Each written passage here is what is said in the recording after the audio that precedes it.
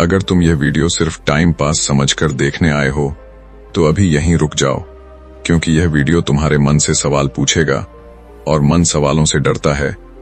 लेकिन अगर तुम उन लोगों में से हो जो रात को सब सो जाने के बाद भी अपने दिमाग की आवाज से परेशान रहते हैं, जो बाहर से मुस्कुराते हैं लेकिन अंदर ही अंदर टूटते रहते हैं, जिन्हें लगता है कि उनका मन उनके कंट्रोल में नहीं है, तो यह वीडियो तुम्हारे लिए है। क्योंकि आज हम बात करने वाले हैं उस ज्ञान की जिसे बुद्ध ने भीड़ के लिए नहीं बल्कि जागने वालों के लिए बताया था।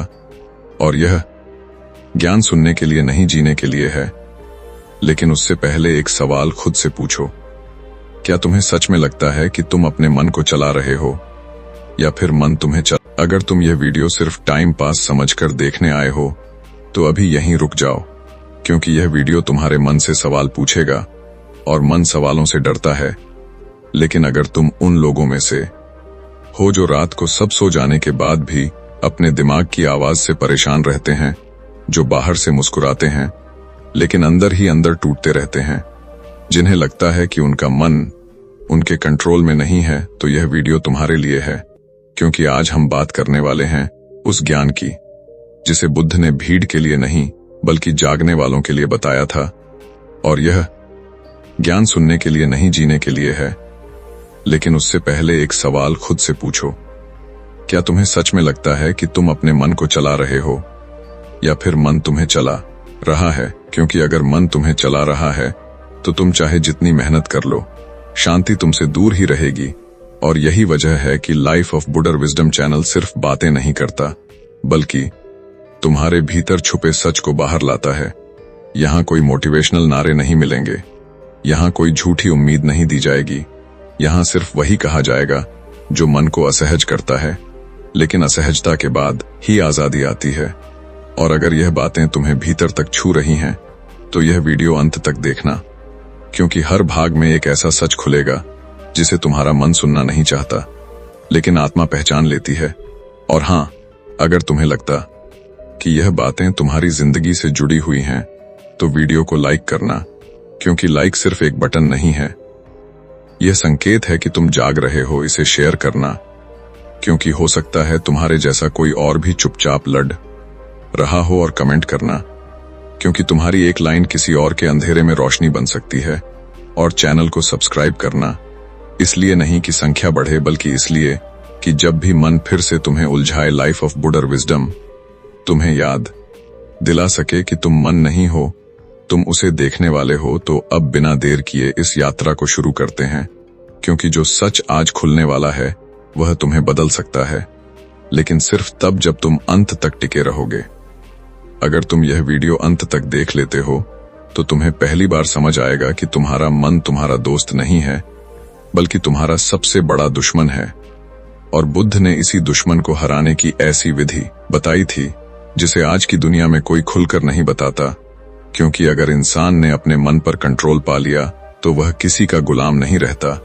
और यही बात इस वीडियो को खतरनाक बनाती है, क्योंकि जो सच आज मैं बताने जा रहा हूं वह तुम्हारी रोज की जिंदगी से जुड़ा है, तुम्हारी चिंता से जुड़ा है, तुम्हारे डर से जुड़ा है, तुम्हारी असफलता से जुड़ा है, और सबसे ज्यादा तुम्हारे उस सवाल से जुड़ा है जो तुम रात को अकेले में खुद से पूछते हो कि मेरा मन मेरे कंट्रोल में क्यों नहीं रहता। बुद्ध कहते हैं समस्या बाहर नहीं है, समस्या मन के अंदर है। और जब तक तुम मन को नहीं समझोगे तब तक तुम चाहे कितनी भी पूजा कर लो, चाहे कितनी भी मेहनत कर लो, तुम्हें शांति नहीं मिलेगी।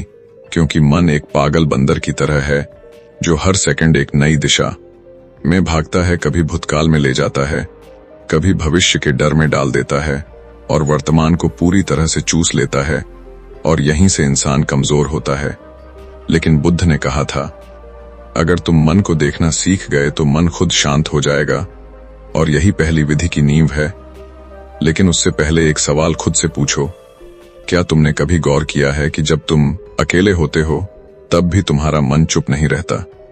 वह लगातार बोलता रहता है, कभी तुम्हें नीचा दिखाता है, कभी किसी और से तुलना करवाता है, कभी तुम्हें याद दिलाता है कि तुम पीछे रह गए हो।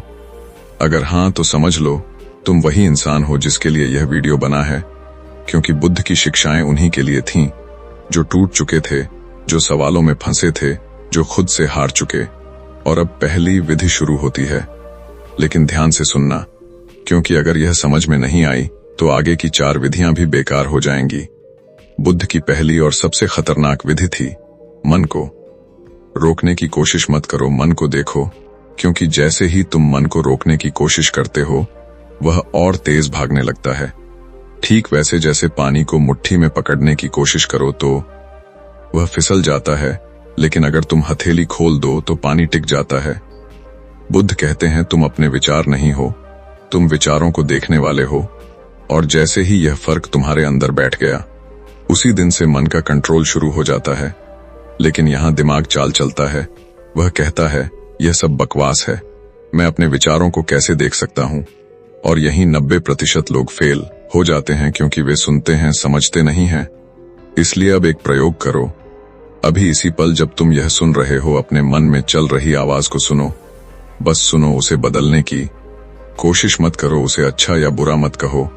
सिर्फ देखो कि विचार आ रहा है और जा रहा है, और जिस पल तुमने यह देखा उसी पल तुम विचार से अलग हो गए। और यही बुद्ध की पहली विजय है, लेकिन यह विजय बहुत नाजुक होती है। अगर तुमने इसे रोज अभ्यास में नहीं बदला तो मन फिर से मालिक बन जाएगा। इसलिए बुद्ध ने कहा था, जागते हुए सोना सीखो और सोते हुए जागना सीखो। मतलब जब तुम काम कर रहे हो तब भी अपने मन को देखो, जब तुम गुस्सा हो तब भी अपने मन को देखो, जब कोई तुम्हें इग्नोर करे तब भी अपने मन को देखो।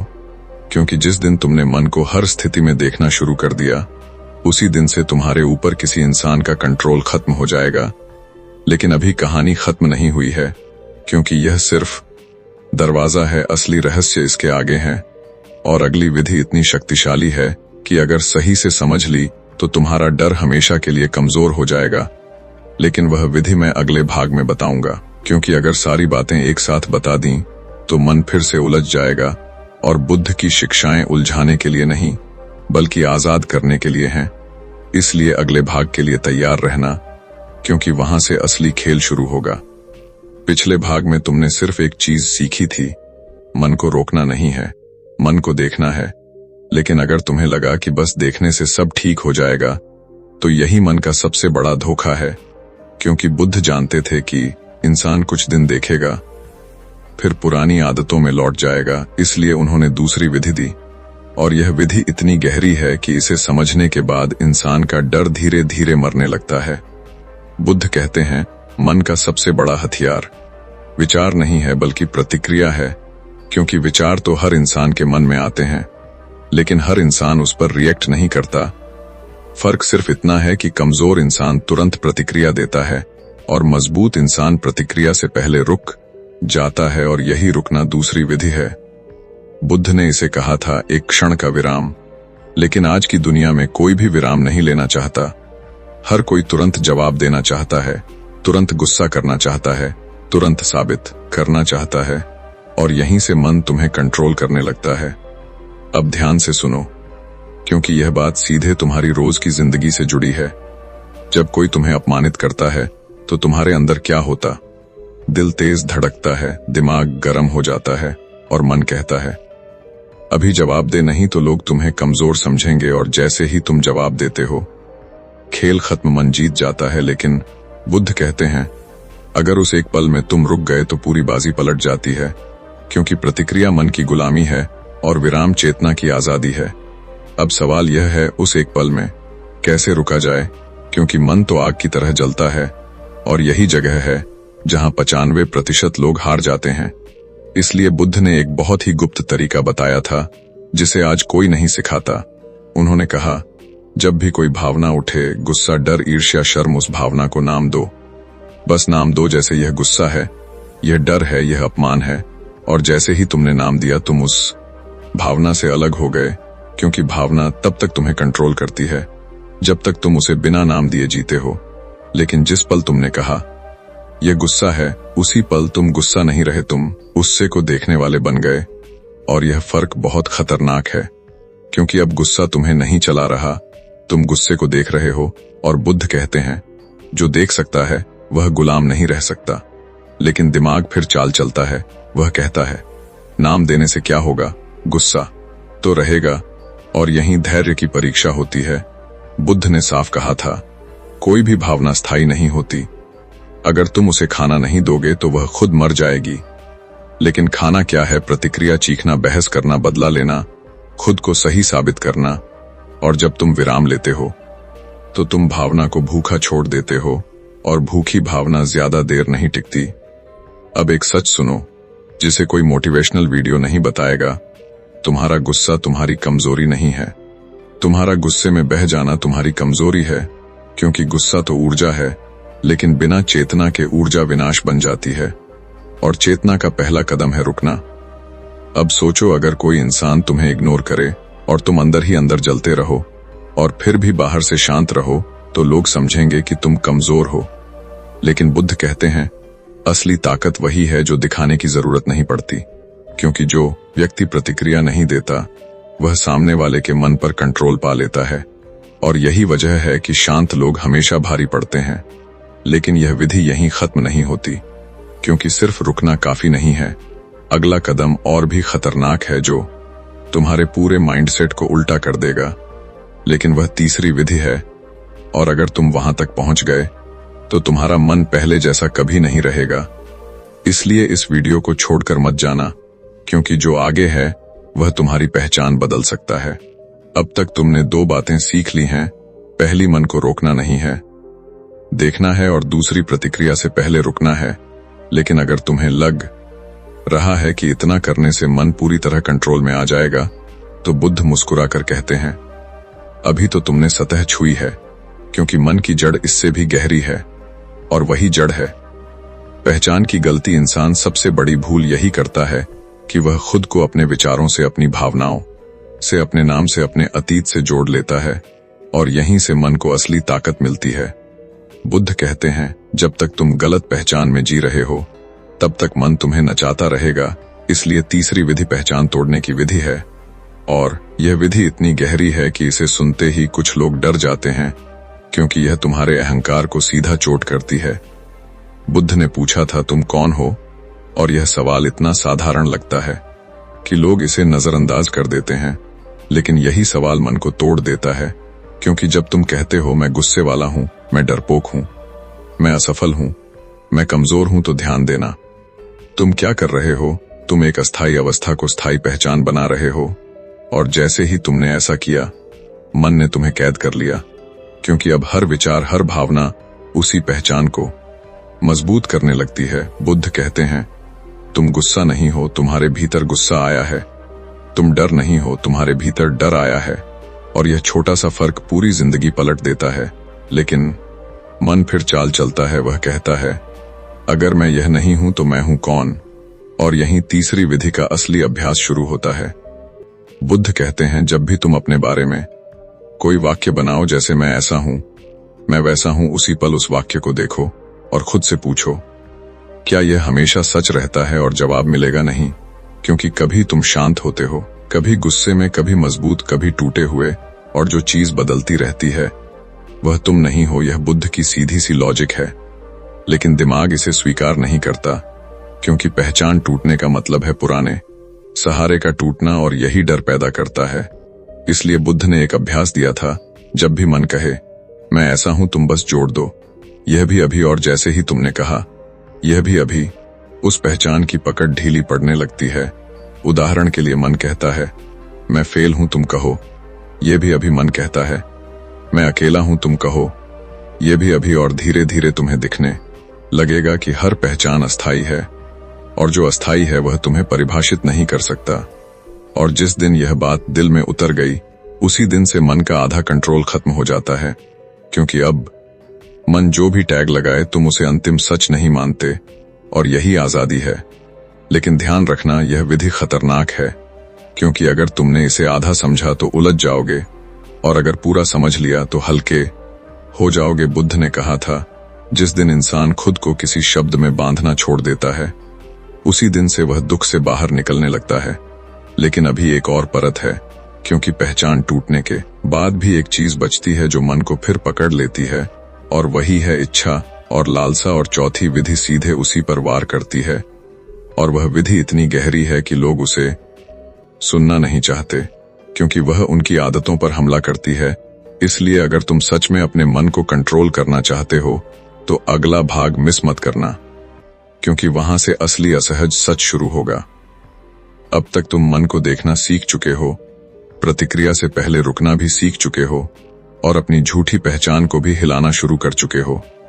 लेकिन अगर तुम्हें लग रहा है कि अब मन पूरी तरह तुम्हारे काबू में आने वाला है, तो यहीं बुद्ध की चेतावनी शुरू होती है, क्योंकि मन की सबसे गहरी जड़ अभी बाकी है और वही जड़ है इच्छा। बुद्ध कहते हैं इंसान को दुख विचार नहीं देते, इंसान को दुख इच्छाएं देती हैं, क्योंकि विचार तो आते जाते रहते हैं, लेकिन इच्छा मन में घर बना लेती है और वही घर जेल बन जाता है।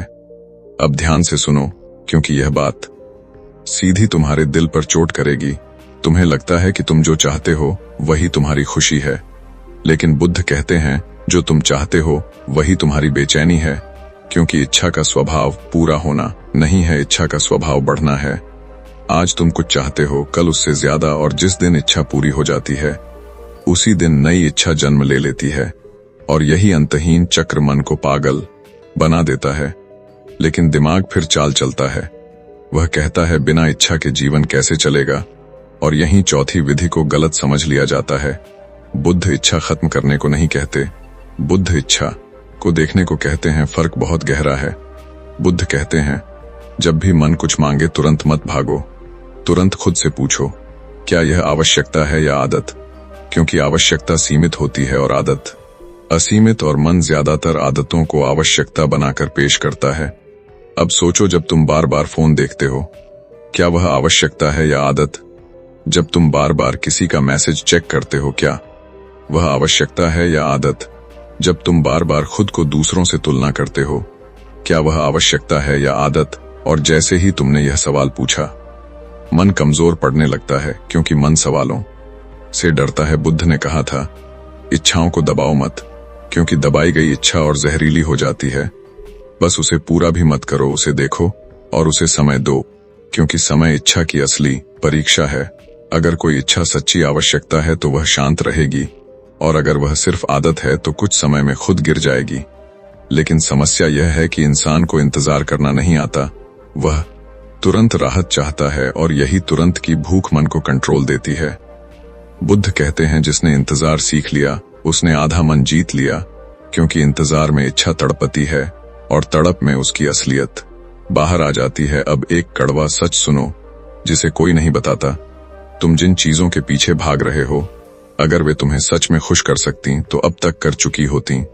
लेकिन फिर भी मन कहता है एक बार और कोशिश कर लो, और यही आवाज सबसे खतरनाक है, क्योंकि यह तुम्हें हमेशा भविष्य में ले जाती है और वर्तमान को सूखा छोड़ देती है।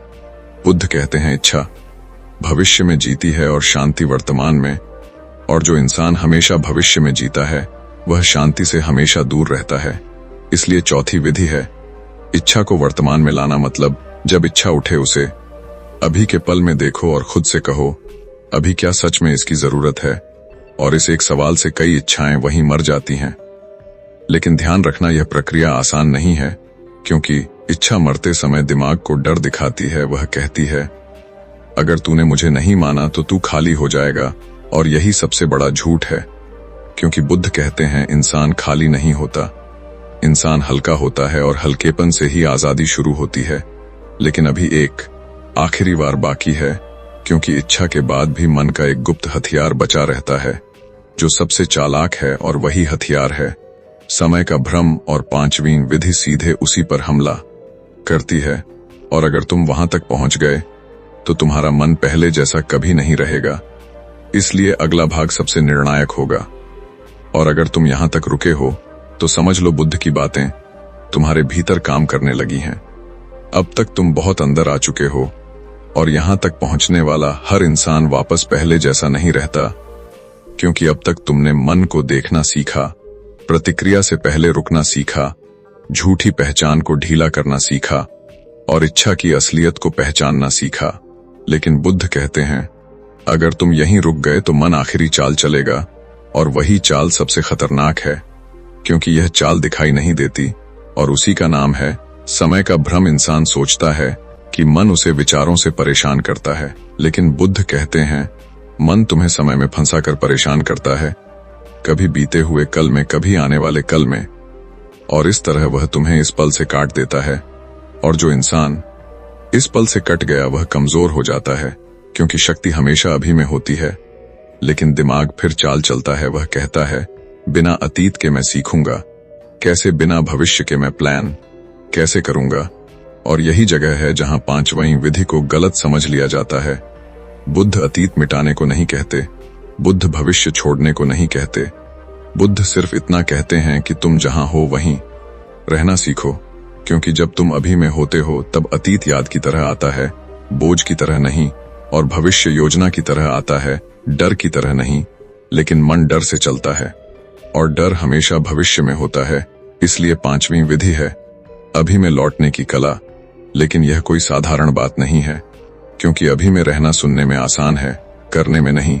इसलिए बुद्ध ने एक बहुत ही गुप्त अभ्यास दिया था, जिसे वह सांस का द्वार कहते थे। उन्होंने कहा, सांस कभी अतीत में नहीं जाती, सांस कभी भविष्य में नहीं जाती, सांस हमेशा अभी में होती है।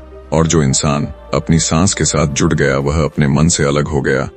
लेकिन ध्यान रखना, यह कोई ध्यान की बात नहीं है, यह जीवन की बात है। जब तुम चलते हो सांस के साथ चलो, जब तुम खाते हो सांस के साथ खाओ, जब तुम किसी से बात करते हो सांस के साथ बात करो। और जैसे ही तुमने सांस को याद रखा, मन अपने आप धीमा पड़ने लगता है, क्योंकि अब उसे समय का सहारा नहीं मिलता। लेकिन दिमाग फिर चाल चलता है, वह कहता है यह तो बहुत साधारण है, इससे क्या होगा। और यही मन की आखिरी चाल है, क्योंकि जो चीज साधारण लगती है वही सबसे शक्तिशाली होती है। बुद्ध कहते हैं मन को हराने के लिए बड़ी तपस्या नहीं चाहिए, छोटी जागरूकता काफी है। लेकिन वह जागरूकता निरंतर होनी चाहिए, एक पल के लिए नहीं, हर पल के लिए। क्योंकि एक पल की जागरूकता तुम्हें शांति दिखाती है, और निरंतर जागरूकता तुम्हें आजाद करती है।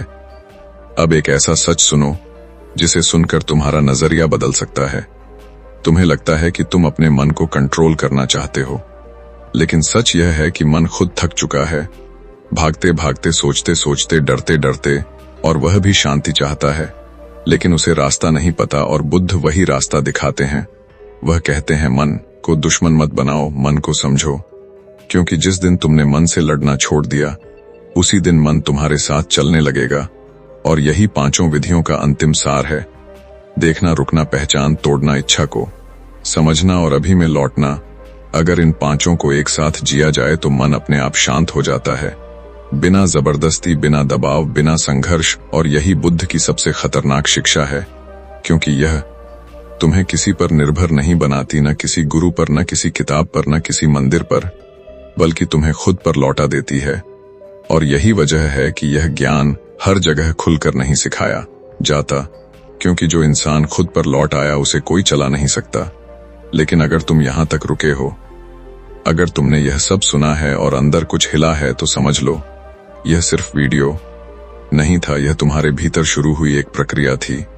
और अब सवाल यह नहीं है कि मन कैसे कंट्रोल होगा, सवाल यह है कि क्या तुम रोज इन बातों को जीने की हिम्मत रखोगे।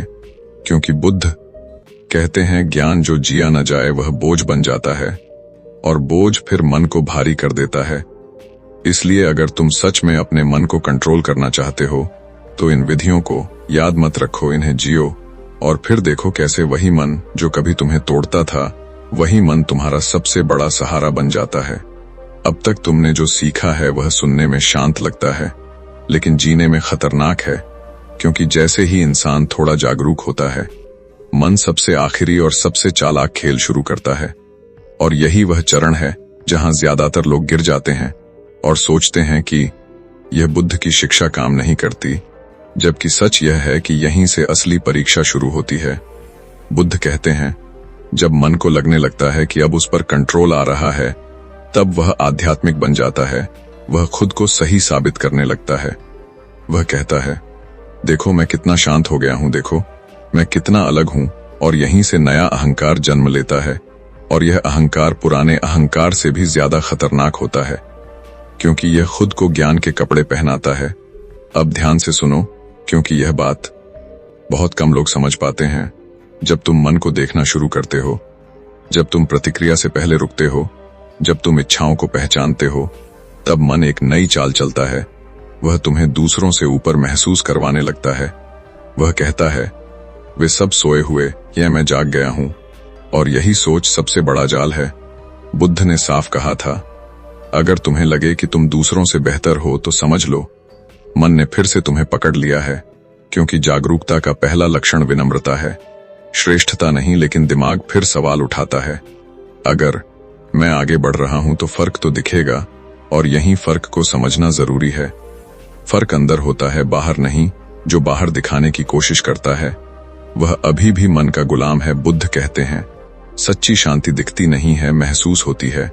और जो इंसान सच में शांत होता है उसे साबित करने की जरूरत नहीं पड़ती। अब एक गहरी बात सुनो, जिसे सुनकर शायद तुम्हें असहज लगे। अगर तुम्हें अपनी साधना, अपनी समझ, अपनी शांति दूसरों को बताने की इच्छा हो रही है तो समझ लो, तुम अभी भी मान्यता की भूख में हो। और यह भूख वही है जो पहले तारीफ और सफलता से पूरी होती थी, अब सिर्फ रूप बदल गया है। बुद्ध इसे कहते हैं आध्यात्मिक लालसा, और यही लालसा सबसे आखिरी बेड़ी होती है। इसलिए भागत 6 की शिक्षा है, अपनी जागरूकता को छुपाना नहीं, बल्कि उसे साधारण बनाना। मतलब तुम वही काम करो जो पहले करते थे, वही जिम्मेदारियां, वही रिश्ते, वही संघर्ष, लेकिन भीतर एक गहरी चुप्पी के साथ। क्योंकि जो इंसान शांति को साधारण बना लेता है वही उसे स्थायी बना लेता है। लेकिन मन फिर डर दिखाता है। वह कहता है, अगर मैं साधारण रहा तो लोग मुझे नजरअंदाज कर देंगे। और यह डर बहुत पुराना है। यह वही डर है जो तुम्हें बचपन से चला रहा है कि दिखना जरूरी है, पहचाना जाना जरूरी है। और बुद्ध इसी डर पर वार करते हैं। वह कहते हैं, जो दिखना छोड़ देता है वही देखना सीखता है, और जो देखना सीख गया वह कभी अकेला नहीं रहता। लेकिन यह बात मन को पसंद नहीं आती, क्योंकि मन भीड़ से ताकत लेता है और चेतना अकेलेपन से। इसलिए जब तुम अंदर की यात्रा शुरू करते हो तो कभी कभी तुम्हें खालीपन महसूस होगा, अलगाव महसूस होगा, और यहीं ज्यादातर लोग वापस लौट जाते हैं। सोचते हैं कि यह रास्ता गलत है, लेकिन बुद्ध कहते हैं यह खालीपन गलत नहीं है, यह पुराने शोर के खत्म होने का संकेत है। क्योंकि जब शोर खत्म होता है तो पहले सन्नाटा आता है और फिर स्पष्टता। और अगर तुम सन्नाटे से डर गए तो स्पष्टता कभी नहीं मिलेगी। इसलिए भागत 6 की सबसे बड़ी सीख है उस समय टिके रहना जब मन कहे सब व्यर्थ है, जब मन कहे कुछ नहीं हो रहा, जब मन कहे पहले जैसा ही था। क्योंकि यही वह क्षण है जहां मन अपनी आखिरी ताकत लगा रहा होता है। और जो इंसान इस दौर में टिक गया वही असली आजादी की दहलीज पर खड़ा होता है। लेकिन ध्यान रखना, यह दौर किसी को दिखाई नहीं देता। बाहर से तुम बिल्कुल सामान्य दिखोगे, लेकिन अंदर एक युद्ध चल रहा होगा। और बुद्ध कहते हैं, यह युद्ध जीतने के लिए कुछ करना नहीं, बस भागना नहीं है। क्योंकि जो भागा वह हार गया, और जो ठहर गया वही जीत गया। और इसी ठहराव में अगला रहस्य खुलता है, जो मन के सबसे गहरे डर को जड़ से हिला देता है। और वही डर है अकेले रह जाने का डर। और भागसात सीधे उसी डर पर वार करेगा। इसलिए अगर तुम यहां तक रुके हो तो समझ लो, यह सिर्फ कहानी नहीं है, यह तुम्हारी अपनी यात्रा बन चुकी है। अब कहानी उस जगह पहुंच चुकी है जहां से ज्यादातर लोग लौट जाते हैं। क्योंकि यहां मन डराना बंद नहीं करता, बल्कि सच दिखाना शुरू करता है। और सच अक्सर असहज होता है। बुद्ध कहते हैं, इंसान जिस डर से सबसे ज्यादा भागता है वही डर उसके मन की जड़ है, और उस जड़ का नाम है अकेलापन। लेकिन यह अकेलापन वैसा नहीं है जैसा तुम समझते हो। क्योंकि दुनिया में लाखों लोग भीड़ में रहते हुए भी अकेले हैं, और कुछ लोग बिल्कुल अकेले होकर भी पूर्ण हैं। फर्क बाहर का नहीं, अंदर का है। लेकिन मन इस फर्क को समझने नहीं देता। क्योंकि मन को सहारा चाहिए, मन को आवाज चाहिए, मन को कोई चाहिए जो उसे लगातार व्यस्त रखे। इसलिए जैसे ही तुम मन को देखना शुरू करते हो, जैसे ही तुम प्रतिक्रिया से रुकते हो, जैसे ही तुम इच्छाओं को पहचानते हो, वैसे ही एक खालीपन उभरता है। और उसी खालीपन को मन कहता है अकेलापन, और उसी पल डर पैदा करता है। वह कहता है, अगर तू ऐसे ही रहा तो सब तुझे छोड़ देंगे, तू बेकार हो जाएगा, तू किसी काम का नहीं रहेगा। और यही आवाज सबसे तेज होती है रात के समय, जब सब शांत होता है और तुम्हारा मन खुद से बात करने लगता है। बुद्ध कहते हैं, यह डर असली नहीं है, यह सिर्फ आदत की मौत की आवाज है। क्योंकि मन को हमेशा किसी न किसी शोर की आदत रही है, किसी रिश्ते की, किसी मान्यता की, किसी पहचान की। और जब वह सब ढीला पड़ने लगता है तो मन चीखता ताकि तुम वापस पुराने ढर्रे पर लौट आओ। अब ध्यान से सुनो, क्योंकि यह बात तुम्हारे दिल के बहुत पास की है। क्या तुमने कभी महसूस किया है कि जब तुम अकेले होते हो तो मन सबसे ज्यादा बोलता है? वह पुराने सीन दिखाता है, पुरानी गलतियां याद दिलाता है, भविष्य के डर दिखाता है और तुम्हें बेचैन कर देता है। और तुम तुरंत कुछ न कुछ करने लगते हो। फोन खोल लेते हो, किसी को कॉल कर लेते हो, कोई वीडियो चला लेते हो, क्योंकि अकेले बैठना भारी लगने लगता है। बुद्ध कहते हैं यही वह क्षण है जहां से आजादी या गुलामी तय होती है, क्योंकि जो इंसान अकेलेपन से भागता है वह पूरी जिंदगी किसी न किसी सहारे में फंसा रहता है, और जो इंसान अकेलेपन में टिक जाता है वह पहली बार खुद से मिलता है। लेकिन मन इस मुलाकात से डरता है, क्योंकि उसे पता है कि अगर तुम खुद से मिल गए तो उसकी जरूरत खत्म हो जाएगी। इसलिए भागसात की शिक्षा है अकेलेपन के डर को देखना, उसे हटाना नहीं, उसे बदलना नहीं, बस देखना और महसूस करना। क्योंकि अकेलापन महसूस करने से नहीं डर आता, अकेलापन से भागने से डर आता है। बुद्ध ने कहा था, जिस दिन तुम अकेले बैठने में सहज हो गए उसी दिन से दुनिया का कोई भी शोर तुम्हें परेशान नहीं कर पाएगा। लेकिन यह सहजता धीरे आती है, और यही जगह है जहां धैर्य की असली परीक्षा होती है। क्योंकि शुरुआती दिनों में जब तुम अकेले बैठते हो तो मन और तेज हो जाता है। वह कहता है कुछ करो, कुछ बनो, कुछ साबित करो। लेकिन अगर तुम कुछ नहीं करते, बस बैठे रहते हो, सांस को देखते हो, शरीर को महसूस करते हो, तो कुछ देर बाद मन थकने लगता है, क्योंकि उसे प्रतिक्रिया नहीं मिल रही। और यहीं एक अजीब सी शांति उतरती है जो भारी नहीं होती, हल्की होती है। और बुद्ध कहते हैं यही वह शांति है जो बाहर से नहीं आती, ये भीतर से उठती है। लेकिन ध्यान रखना, इस शांति को पकड़ने की कोशिश मत करना, क्योंकि जैसे ही तुमने कहा हाँ अब मिल गई, मन फिर सक्रिय हो जाएगा। इसलिए बस उसे आने दो, जाने दो, जैसे बादल आते हैं जाते हैं। अब एक गहरी बात सुनो जो बहुत कम लोग स्वीकार करते हैं। इंसान दूसरों से इसलिए जुड़ा रहता है क्योंकि वह खुद से जुड़ा नहीं होता। और जब तुम खुद से जुड़ने लगते हो तब कुछ रिश्ते अपने आप ढीले पड़ जाते हैं।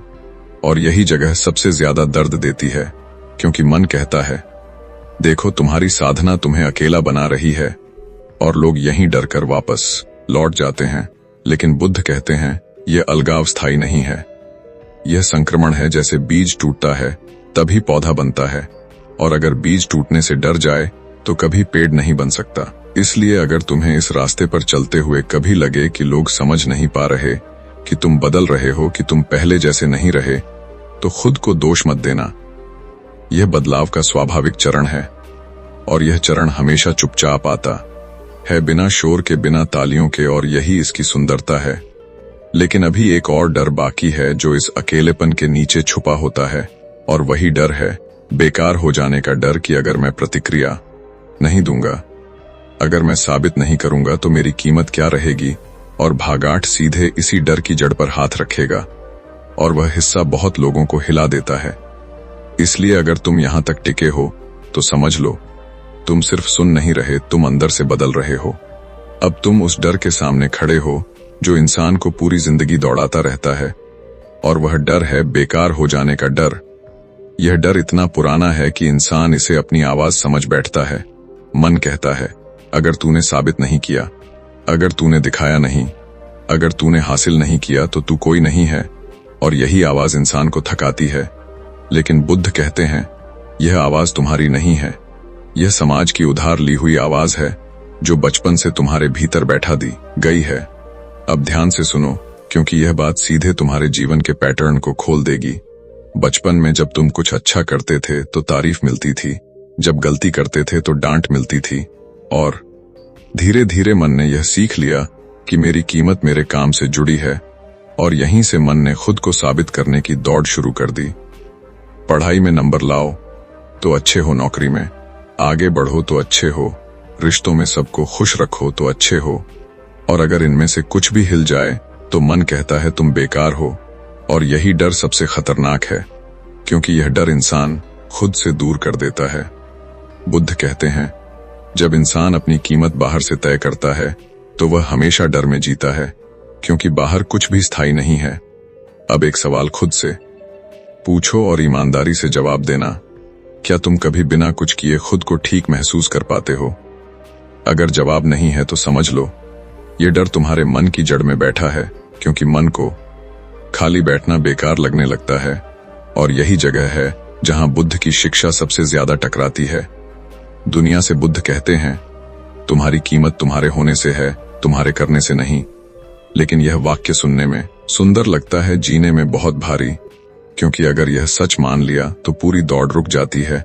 और मन को दौड़ पसंद है, क्योंकि दौड़ में उसे कभी खुद को देखने का समय नहीं मिलता। इसलिए भागाठ की शिक्षा है बिना उद्देश्य के बैठना, बिना साबित किए रहना, बिना पहचान के जीना कुछ समय के लिए, क्योंकि यही वह अभ्यास है जो मन के इस डर को कमजोर करता है। अब ध्यान रखना, यह आलस्य नहीं है, यह चेतना का अभ्यास है। आलस्य में मन भटकता है, चेतना में मन शांत होता है। फर्क बाहर से नहीं दिखता, लेकिन अंदर सब बदल जाता है। बुद्ध ने कहा था, जो इंसान खुद के साथ बैठ सकता है वह दुनिया के साथ भी सही रह सकता है, लेकिन जो खुद से भागता है वह पूरी दुनिया जीतकर भी खाली रहता है।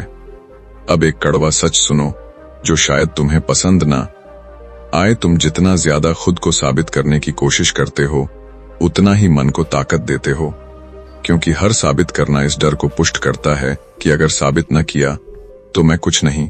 और यह डर कभी खत्म नहीं होता, सिर्फ रूप बदलता है। पहले पढ़ाई, फिर करियर, फिर पैसा, फिर नाम, फिर अध्यात्म। और यहीं लोग फंस जाते हैं, क्योंकि वे अध्यात्म को भी साबित करने का तरीका बना लेते हैं। बुद्ध इसे सबसे बड़ा धोखा कहते हैं।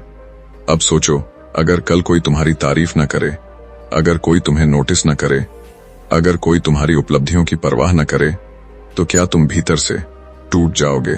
अगर हां, तो समझ लो मन अभी भी तुम्हें चला रहा है। लेकिन बुद्ध कहते हैं, जिस दिन तुम बिना तारीफ के भी शांत रहोगे, उस दिन से कोई भी तुम्हें इस्तेमाल नहीं कर पाएगा, क्योंकि डर से आजादी ही असली शक्ति है। अब यह डर कैसे कमजोर होता है? इसका तरीका बहुत सरल है, लेकिन मन इसे सरल होने नहीं देता। बुद्ध कहते हैं, जब भी मन कहे मैं बेकार हो जाऊंगा, तब खुद से पूछो, बेकार किसके लिए? और यह सवाल बहुत गहरा है, क्योंकि अक्सर जवाब आता है दूसरों के लिए, समाज के लिए, परिवार के लिए। और जैसे ही यह जवाब आया, तुम समझ जाओगे कि डर तुम्हारा नहीं है, उधार का है, और उधार का डर तुम्हें चलाता रहा है। अब इस डर को देखने के बाद उसे हटाने की कोशिश मत करना, बस देखो और देखना जारी रखो, क्योंकि जो डर देखा जा चुका है वह पहले जैसा ताकतवर नहीं रहता।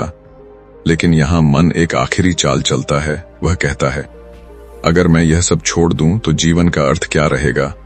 और यही सवाल इंसान को फिर पकड़ लेता है। लेकिन बुद्ध कहते हैं, जीवन का अर्थ बनाया नहीं जाता, जीवन का अर्थ जिया जाता है। और जो इंसान इस पल में पूरी तरह मौजूद है, उसके लिए जीवन खुद अर्थ बन जाता है। लेकिन यह बात मन को डराती है, क्योंकि मन को अर्थ चाहिए, दिशा चाहिए, लक्ष्य चाहिए, ताकि वह भविष्य में भागता रहे।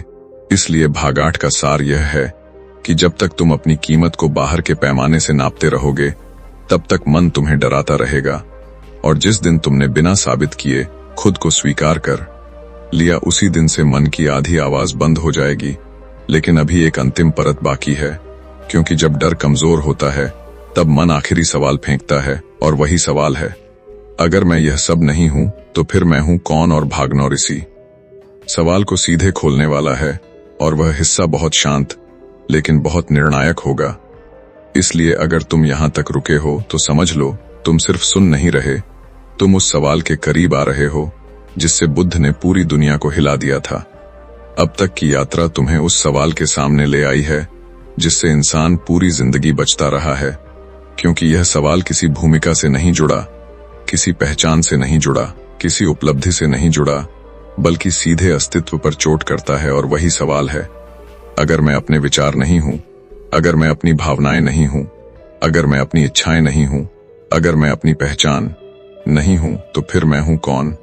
और यही मन सबसे ज्यादा असहज होता है, क्योंकि अब उसके पास पकड़ने के लिए कुछ नहीं बचता। बुद्ध कहते हैं, यह असहजता गलत नहीं है, यह पहली बार सच के करीब आने की अनुभूति है। लेकिन इंसान इसे डर समझ लेता है और वापस किसी न किसी पहचान में छुप जाता है। अब ध्यान से सुनो, क्योंकि यह हिस्सा समझने के लिए नहीं, बल्कि महसूस करने के लिए। जब तुम पूछते हो मैं कौन हूं, तो मन तुरंत जवाब ढूंढने लगता है। मैं यह हूं, मैं वह हूं। लेकिन हर जवाब किसी न किसी विचार से आता है, और बुद्ध कहते हैं जो भी जवाब आए वह तुम नहीं हो, क्योंकि जो देखा जा सकता है वह देखने वाला नहीं हो सकता। और यही सबसे सीधी और सबसे गहरी बात है। अब एक पल के लिए सोचो, तुम अपने विचारों को देख सकते हो, तुम अपनी भावनाओं को महसूस कर सकते हो, तुम अपने शरीर को अनुभव कर सकते हो। लेकिन जो देख रहा है वह क्या है? बुद्ध उसी देखने वाले की ओर इशारा करते हैं, लेकिन वह उसे कोई नाम नहीं देते, क्योंकि नाम देते ही मन पकड़ बना लेता है। इसलिए बुद्ध चुप्पी सिखाते हैं, शब्द नहीं। अब यहां मन आखिरी बार चाल चलता है। वह कहता है, अगर कोई नाम नहीं, कोई पहचान नहीं, तो मैं तो हो जाऊंगा। और यही का डर इंसान को वापस पुराने घेरे में ले जाता है। लेकिन बुद्ध कहते हैं, खालीपन नहीं है, संभावनाओं का द्वार है। क्योंकि जब सब पहचाने गिर जाती हैं, तब पहली बार तुम खुले होते हो, और खुलेपन में ही करुणा जन्म लेती है, शांति जन्म लेती है। और वह शांति किसी वजह से नहीं होती, वह बस होती है। अब ध्यान रखना, यह कोई दार्शनिक बात नहीं है, यह सीधा अनुभव है। लेकिन अनुभव तभी आता है जब तुम कुछ देर के लिए जवाब ढूंढना छोड़ देते हो, क्योंकि मन जवाबों से जीता है और सत्य सवाल में छुपा होता है। इसलिए भागनों की शिक्षा है सवाल के साथ बैठना, बिना जल्दबाजी, बिना निष्कर्ष, बिना डर के। क्योंकि जो इंसान इस सवाल के साथ टिक जाता है, वही धीरे धीरे उस जगह को छूता है जहां मन नहीं पहुंच सकता। बुद्ध ने कहा था, जब खोजने वाला थक जाता है, तब खोज खत्म होती है। और वही थकान सबसे पवित्र है, क्योंकि यह हार नहीं है, यह समर्पण है। अब एक गहरी बात सुनो, जो बहुत कम लोग स्वीकार करते हैं। इंसान ज्ञान इसलिए इकट्ठा करता है ताकि उसे इस सवाल से न जूझना पड़े। लेकिन जितना ज्यादा ज्ञान, उतना ज्यादा बचाव, और बुद्ध इसी बचाव को तोड़ते। वह कहते हैं, जानना छोड़ो, देखना शुरू करो। क्योंकि देखने में कोई बोझ नहीं होता, जानने में अहंकार होता है। और यही वजह है कि सच्चा बोध अचानक आता है, तैयारी के बाद नहीं, बल्कि तैयारी छोड़ने के बाद। अब इस हिस्से में तुम्हें कुछ अजीब महसूस हो सकता है, जैसे कोई दिशा नहीं, जैसे कुछ पकड़ में नहीं आ रहा, जैसे जमीन खिसक गई हो। और यही सही संकेत है, क्योंकि जो जमीन तुम समझ रहे थे वह झूठी थी, और उसके टूटने के बाद ही असली स्थिरता आती है। लेकिन मन इस अस्थिरता को खतरा मानता है और कहता है, जल्दी कुछ बनो, कुछ पकड़ो, कुछ तय करो। लेकिन बुद्ध कहते हैं, जो तय कर लिया गया वह सीमित है, और जो खुला छोड़ा गया वही असीम है। इसलिए अगर इस हिस्से को सुनते हुए तुम्हें बेचैनी हो रही है, तो समझ लो तुम सही जगह पर हो। क्योंकि सत्य हमेशा मन को बेचैन करता है, और झूठ हमेशा आराम देता है। अब एक अंतिम बात इस भाग के लिए ध्यान से सुनो। बुद्ध कहते हैं, तुम्हें कुछ बनने की जरूरत नहीं है, क्योंकि तुम पहले से हो। और यही बात सुनने में सबसे सरल और स्वीकार करने में सबसे कठिन है। क्योंकि अगर यह मान लिया, तो पूरी कोशिश, पूरी दौड़, पूरी पहचान गिर जाती है। और मन को यही डर लगता है, इसलिए वह तुम्हें लगातार कुछ न कुछ बनाते रहने को कहता है। लेकिन जिस दिन तुम यह देख लेते हो कि बिना बने भी तुम पूरे हो, उसी दिन से मन तुम्हें चला नहीं पाता। क्योंकि अब उसके पास लालच भी नहीं, डर भी नहीं। और यही वह बिंदु है जहां यात्रा खत्म नहीं होती, बल्कि जीवन सच में शुरू होता है। लेकिन यह शुरुआत बहुत शांत होती है, बिना शोर के, बिना घोषणा के। और यही वजह है कि दुनिया इसे देख नहीं पाती। लेकिन जिसने इसे देखा, उसके लिए फिर कुछ भी पहले जैसा नहीं रहता। और भागदस इसी शांति में जीने की कला सिखाएगा, क्योंकि समझ लेना काफी नहीं है, अब जीना है। और वही अंतिम और सबसे जरूरी कदम है। अब यहां कोई नया ज्ञान नहीं दिया जाएगा, क्योंकि जो दिया जाना था वह पहले ही दिया जा चुका है। अब सवाल सिर्फ एक है, क्या तुम उसे जीने के लिए तैयार हो? क्योंकि बुद्ध कहते हैं, समझ लेना आसान है, जीना कठिन, और जो कठिन है वही जीवन बदलता है।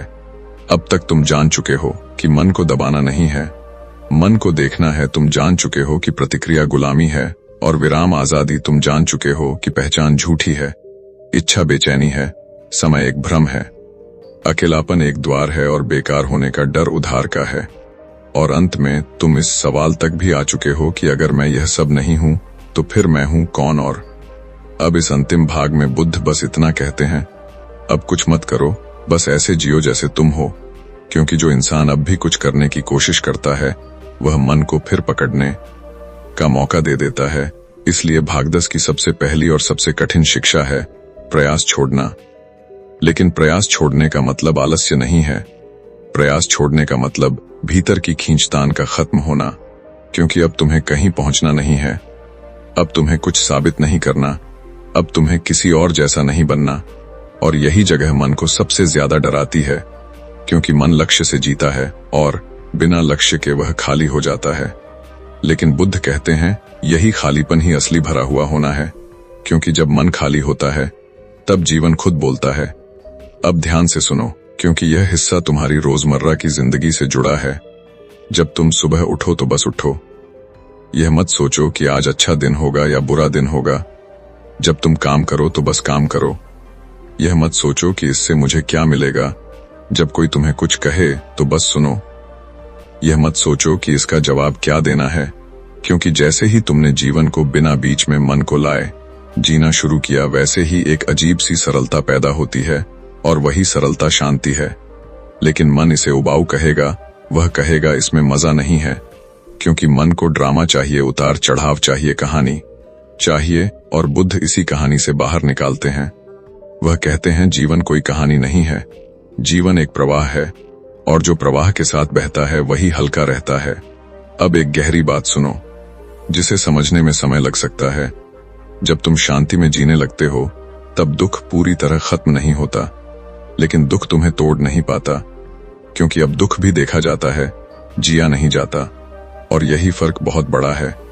पहले दुख तुम्हें परिभाषित करता था, अब दुख एक अनुभव बन जाता है, और अनुभव आते जाते रहते हैं। लेकिन मन आखिरी बार चाल चलता है। वह कहता है अगर मैं इतना शांत हो गया तो दुनिया मुझे कुचल देगी, और यही डर इंसान को फिर पुराने बचाव में ले जाता है। लेकिन बुद्ध कहते हैं शांत इंसान कमजोर नहीं होता, शांत इंसान स्पष्ट होता है, और स्पष्ट इंसान से कोई खेल नहीं खेल सकता, क्योंकि वह फंसता नहीं है, न गुस्से में, न लालच में, न डर में। और यही असली शक्ति है जो दिखाई नहीं देती, लेकिन हर जगह काम करती है। अब इस यात्रा का अंतिम सत्य सुनो। बुद्ध कहते हैं मुक्ति कोई उपलब्धि नहीं है, मुक्ति एक याद है, याद कि तुम कभी बंधे ही नहीं थे, क्योंकि बंधन हमेशा मन ने बनाया, और जब मन शांत हुआ तो बंधन अपने आप गिर गए। इसलिए अगर तुम अभी भी सोच रहे हो कि मुझे यह सब कब मिलेगा, तो समझ लो मन अभी भी भविष्य में है। और अगर तुम बस इस पल को महसूस कर पा रहे हो, बिना कुछ बदले, बिना कुछ जोड़े, बिना कुछ घटाए, तो समझ लो तुम वहीं हो जहां बुद्ध इशारा कर रहे थे। लेकिन इस स्थिति